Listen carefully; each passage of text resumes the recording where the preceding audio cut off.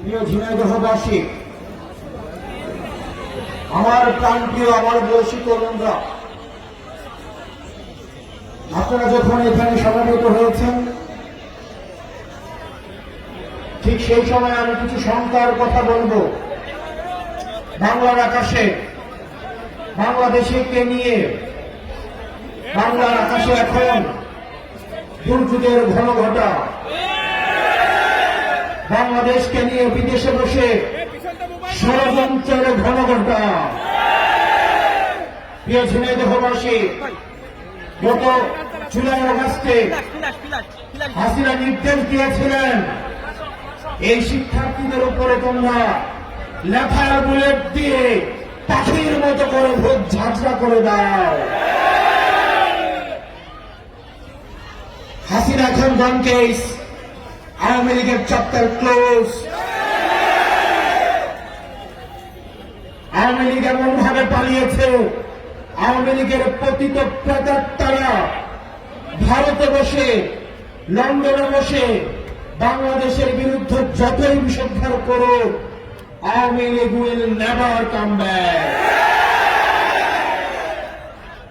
প্রিয় ঝিনাইদহবাসী, কিন্তু আমাদের শঙ্কার জায়গাটা আওয়ামী লীগকে যারা আশ্রয় দিচ্ছে, হাসিনাকে যারা প্রশ্রয় দিচ্ছে, এই মধ্য এশিয়ায় যারা অস্থিতিশীল পরিবেশ তৈরি করছে, ভারত হচ্ছে আমাদের শঙ্কার জায়গা। এই মধ্য এশিয়ায় অস্থিতিশীল পরিবেশ তৈরি করছে ভারত। প্রিয় ঝিনাইদহবাসী, ভারত ইতিমধ্যে safe house of the terrorist হিসেবে পরিচিত হচ্ছে। হাসিনা একটা টেরোরিস্ট, ছাত্রী হচ্ছে টেরোরিস্ট। সুতরাং তাদেরকে যারা আশ্রয় দিবে তারা হচ্ছে safe house of the terrorist. গুজরাটের কসাইমুদ্দিন, আপনি যদি সেফ হাউস না হয়ে থাকেন টেরোরিস্টদের, তাহলে শেখ হাসিনাকে বাংলাদেশে পুশিং করুন। আমরা বাংলাদেশের জনগণ তাকে বিচারে ঝুলিয়ে মৃত্যুদণ্ড কার্যকর করা পর্যন্ত অপেক্ষা করব। প্রিয় ঝিনাইদহবাসী, আমাদের পরবর্তী যে যুদ্ধটা সেটা হচ্ছে বাংলাদেশ বিনির্মাণের যুদ্ধ। আমরা 5 আগস্টের পরে দেখতে পাচ্ছি একটা পক্ষ আমাদের গণতান্ত্রিক উত্তরণের পথে বাধা হয়ে দাঁড়িয়েছে। তারা নির্বাচন পিছানোর জন্য পায়তারা করছে, তারা নির্বাচন পিছিয়ে দিচ্ছে। তারা যদি নির্বাচন চাইত তাহলে সংস্কার এবং বিচার দ্রুততম সময়ের মধ্যে কার্যকর করত। তারা নির্বাচন চাই না বলেই এই বিচার এবং সংস্কারে প্রতিনিয়ত পদে পদে বাধা হয়ে দাঁড়াচ্ছে। প্রিয় ঝিনাইদহবাসী, আমাদের এই গণতান্ত্রিক উত্তরায়ণের পথে আর যেন কোনো 1-11 ষড়যন্ত্র না হতে পারে, সেটির জন্য আমাদের সজাগ দৃষ্টি রাখতে হবে। অনেকে ত্যাগ দেওয়ার চেষ্টা করে আমরা নাকি নির্বাচন চাই না। আমরা অবশ্যই নির্বাচন চাই, বিচার এবং সংস্কার সহ। আপনারা শুধু একটা জিনিস চান, যারা বলছে সংস্কার এবং বিচার নির্বাচিত হয়ে আসার পর করবে, তারাও অতীতের অনেক সময় তারা নির্বাচিত হয়েছে, সরকার পরিচালনা করেছেন। এই সরকার পরিচালনা করার পরেও এই ছাত্ররা কিন্তু সংস্কারের জন্য রাস্তায় নেমে আসতে বাধ্য হয়েছে। সুতরাং নির্বাচিত হয়ে আসার পর কেউ সংস্কার করবে নাকি করবে না, আমরা ভবিষ্যতের অনিশ্চয়তা থেকে আমরা বর্তমানে নিশ্চয়তাকে আমরা প্রাধান্য দিব।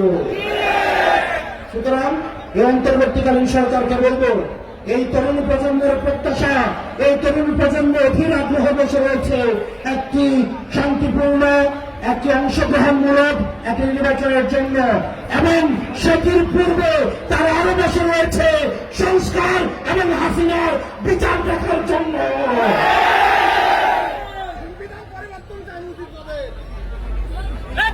প্রিয় জনগণবাসী,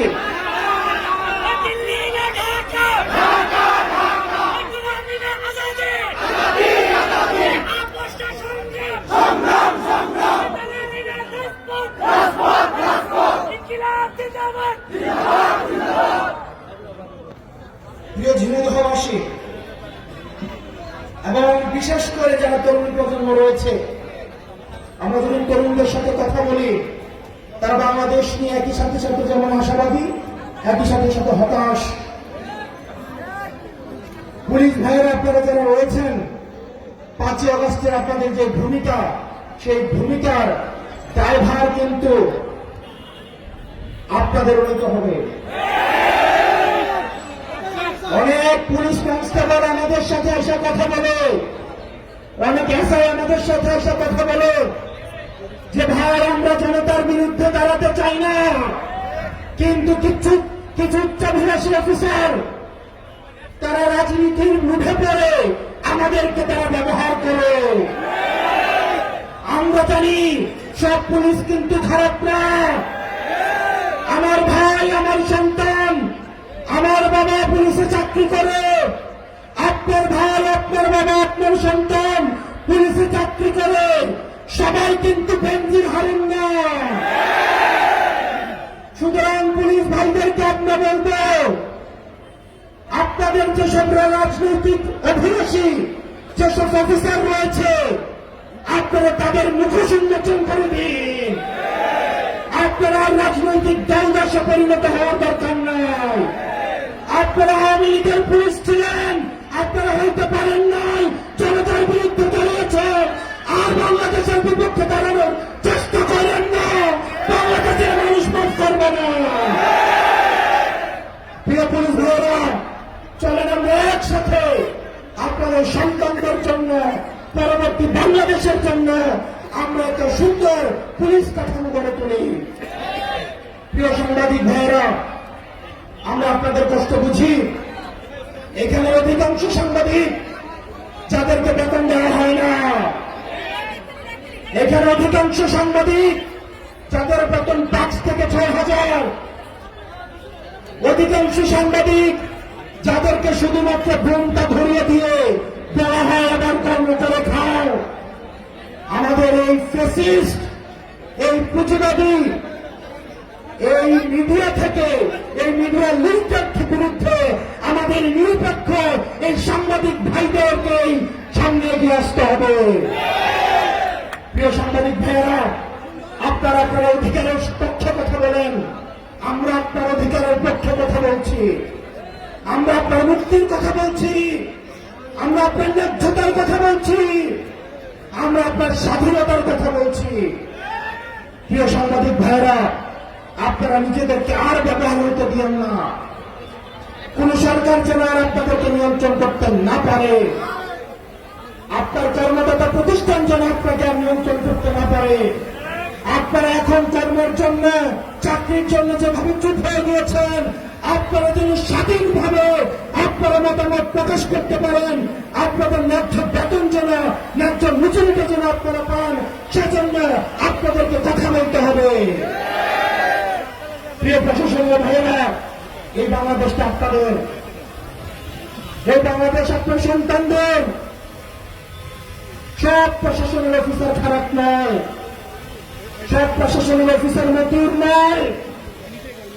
12 লাখ টাকা দিয়ে ছাগল কেনার ক্ষমতা সব প্রশাসনের কর্মকর্তার নয়। আমাদের প্রশাসনে এমন মানুষ আছে, মাস গেলে যাদের প্যাকেটের টাকা দিয়ে বাজার হয় না। প্রশাসনের ভাইদের বলব, যে সন্তানরা রাস্তায় এসে রক্ত দিয়েছে, আপনারা তাদের রক্তের মর্যাদাটা দেন। আমরা চলেন সবাই মিলে বাংলাদেশপন্থী একটা প্রশাসন গঠন করি, যেটি শুধুমাত্র বাংলাদেশের পক্ষে কাজ করবে। প্রিয় ঝিনাইদহবাসী, আপনাদের সন্তান ফ্যাসিবাদী হাসিনার বিপক্ষে সবসময় লড়াই করে আসা আপনাদের সন্তান তারেক রেজা। আপনারা তারেক রেজাকে চিনেন? আমরা তারেক রেজাকে আপনাদের হাতে তুলে দিয়ে যাচ্ছি। আপনারা তারেক রেজার হাতকে শক্তিশালী করবেন। তারেক রেজার হাতকে শক্তিশালী করার মধ্য দিয়ে ঝিনাইদহের মাটিতে এনসিপির ভূমিকাকে আপনারা শক্তিশালী করবেন। প্রিয় তরুণ প্রজন্ম, আমরা আর দুর্নীতি চাই না, আমরা আর চাঁদাবাজি চাই না, আমরা আর লুটপাটের রাজত্ব চাই না। আমরা চাই আমাদের এই বাংলাদেশটা সুখ সমৃদ্ধ একটা বাংলাদেশ গড়ে উঠুক। সেই জন্য আমাদের এই লড়াইয়ে আপনারা সবাই আমাদের হাতকে শক্তিশালী করবেন। ইনকিলাব ইনকিলাব, ইনকিলাব ইনকিলাব, এনসিপি এনসিপি। আসসালামু আলাইকুম ওয়া রাহমাতুল্লাহি ওয়া বারাকাতুহু।